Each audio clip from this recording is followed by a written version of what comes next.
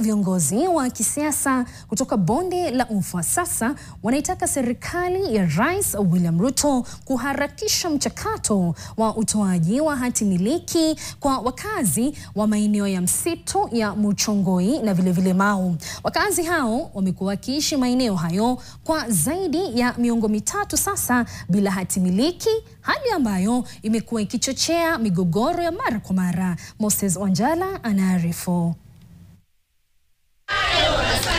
Itakuwa ni afueni iwapo serikali ya Rais William Ruto itaharakisha utoaji wa hati miliki za ardhi kwa familia ambazo zimeishi kwenye maeneo ya Muchongoi kwa miongo kadhaa sasa bila hati miliki.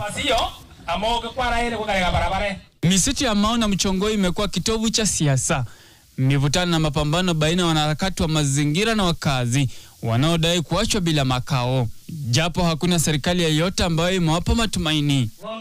Aidha, viongozi hao hajasita kumpigia debe Rais William Ruto licha kutopokea hati miliki hizo, huku akitaja kuwa wamepokea mengi kutokana na uongozi wake. Sisi tuko nyuma ya rais wetu, na mimi nataka kupongeza rais wetu kwa ile mpango amepangia Kenya mzima, tukianzia mambo ya affordable housing. Mheshimiwa Ruto, sisi tuko na wewe na tutasimama na wewe, na asante kwa kusimama na wakaji wa Baringo kwa ujumla. Hii ndio serikali yetu. Hii ndio serikali nyinyi mulitembea usiku na mchana kutafuta. Si mulitafuta hii serikali? Si mulitafuta hii serikali?